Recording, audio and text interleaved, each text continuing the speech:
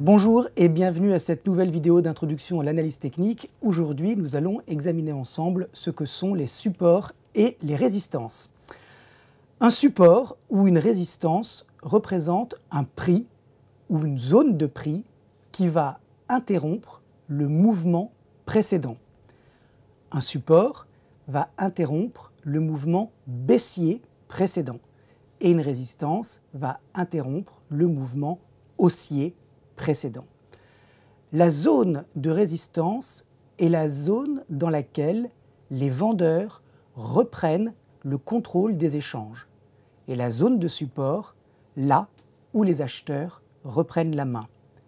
Support et résistance sont les lieux où le rapport de force précédent entre acheteurs et vendeurs s'inverse. Alors nous allons regarder ensemble concrètement comment cela fonctionne sur les marchés financiers. Tout d'abord, un graphique de Forestia dont vous voyez qu'à partir du mois de mars 2018, nous sommes dans une tendance qui est baissière. Comment le savons-nous? Car nous sommes les témoins d'un mouvement qui met en place des creux et des sommets qui sont tous baissiers. J'ai indiqué en rouge la zone de prix où s'est arrêté chaque petit rallye de contre-tendance, ces petites corrections intermédiaires dans une tendance primaire, en l'occurrence ici baissière. Et vous voyez que sur Forestia, il y a un premier niveau de résistance ici à 66 €, puis un second à 58 €, puis un troisième à 48 €. À chaque fois que les acheteurs ont tenté de pousser les prix à la hausse, les forces de rappel baissières se sont exercées sur un niveau qui devient de facto un niveau de résistance. Support ou résistance ne sont pas forcément des prix, mais plutôt des zones de prix. Quand vous observez le graphique de Eiffage, début 2018, vous voyez que cette ligne est à 92 € et le point où le rapport de force entre vendeurs et acheteurs s'inverse. Ici, les vendeurs ont la main et à 92 €, le soutien s'organise, sans doute par des ordres limites d'achat encarnés qui relancent le rebond. Un deuxième test qui s'arrête exactement au même endroit à 92 €. C'est donc un support très bien circonscrit dans le prix, pile à 92 €. Plus tard, début 2019, vous voyez que le support est plus difficile à identifier dans le sens où c'est une zone. D'abord à 84 € et puis ensuite à 84,30 et puis finalement le nouveau support s'installe à 86 €. Vous voyez donc que parfois la zone de support ou de résistance est un prix précis, le plus souvent c'est une zone. Ici, sur Bouygues, vous assistez à un soutien du marché dans cette zone entre 31 € et 31,40 €. Quand nous avons une zone de prix qui à chaque fois stoppe le momentum baissier, nous pouvons commencer à envisager de considérer cette zone comme une zone d'accumulation. À chaque fois que les cours de Bouygues reviennent sur 31 €, 31,40 €, il y a de la demande qui arrête l'impulsion précédente et vient soutenir les cours. Quand il n'y a plus de vendeurs, et on le voit ici, le marché peut repartir dans le sens de sa tendance précédente, en l'occurrence à la hausse. De la même manière, une résistance qui se renforce devient une zone de distribution. Regardez ici sur Engie, à partir du mois de juillet 2018, cette zone à 14,25 € devient une zone de distribution. une première fois, et puis quand les prix reviennent dans le voisinage de cette zone de prix, on voit que l'offre devient trop importante pour la demande et que les prix refluent. Et puis une troisième fois, en juillet 2019, quand les acheteurs arrivent à rehisser les cours vers cette zone de résistance, eh bien cette zone devient une zone de vente, et les prix refluent. Sur Valeo, vous pouvez constater qu'à partir de novembre 2018, le trend baissier a été stoppé par des acheteurs qui, à chaque fois que les cours sont revenus sur 22,90 €, se sont portés acquéreurs.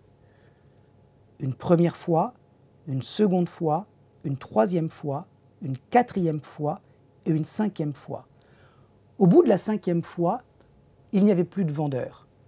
Tous les investisseurs qui s'étaient positionnés à l'achat et qui avaient accumulé des titres ont pu, in fine, inverser la tendance précédente et mettre en place une nouvelle tendance haussière. Ces phases d'accumulation, selon la théorie de Dow, sont les premières phases de naissance d'une nouvelle tendance. On en voit ici parfaitement l'illustration. Lorsque le marché est coincé entre une zone de distribution et une zone d'accumulation, on parle de trading range. Ici, vous voyez cette résistance qui, à 2 reprises, a stoppé la progression des cours sur Thales à 112 €. Et de la même manière, à la baisse, par 3 fois, les cours sont revenus sur 90 € et à chaque fois, cette zone de support a relancé une dynamique positive.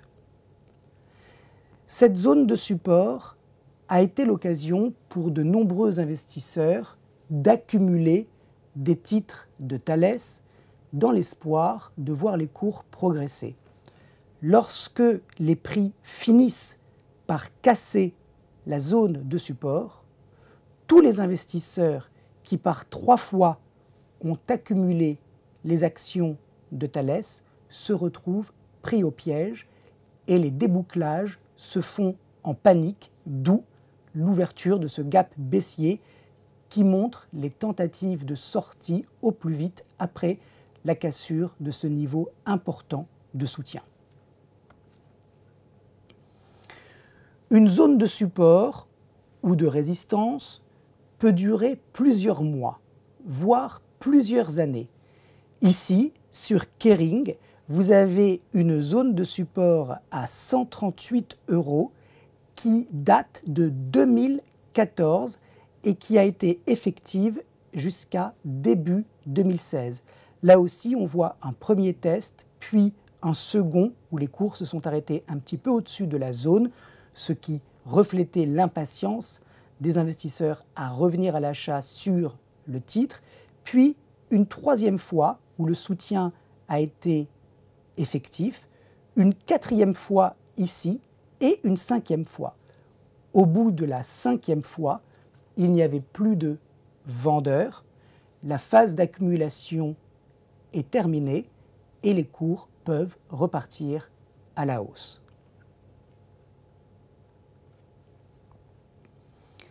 Certains supports ou résistances sont qualifiés de majeurs. Pourquoi? Ce sont des niveaux qui, s'ils sont enfoncés pour un support ou dépassés pour une résistance, peuvent signifier le retournement de la tendance précédente. Sur Thales, vous voyez que de 2012 à 2018, la tendance est haussière et il y a ce creux ici, à 84,50 € qui est une zone de support majeur. Pourquoi? Eh bien, puisque maintenant Thales a mis en place un sommet plus bas que le précédent, la rupture de cette zone de soutien indiquerait que nous aurions désormais un creux plus bas que le précédent. Et donc nous aurions deux sommets descendants et deux creux qui le sont également, avec une rupture de support majeur pour confirmer le retournement de la tendance. Sur Orange, vous pouvez constater que depuis mi-2016, une zone de support majeur s'est mise en place à 13 €, avec des tests successifs qui ont été réussis à chaque fois.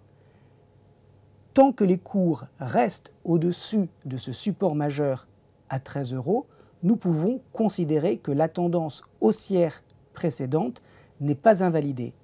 Elle est simplement suivie d'une tendance plate qui ne remet pas en cause le momentum précédent. En revanche, si ce support majeur devait être enfoncé, alors nous pourrions sérieusement commencer à envisager un risque baissier de moyen terme beaucoup plus important sur Orange. De la même manière, cette zone de résistance entre 16,50 € et 17 € est une zone majeure. Si elle était dépassée, alors nous pourrions affirmer que le trend précédent reprend son momentum et que nous pouvons aller visiter de nouveaux sommets beaucoup plus hauts. Voilà, cette vidéo est maintenant terminée. Je vous remercie tous de votre attention et je vous dis à très bientôt.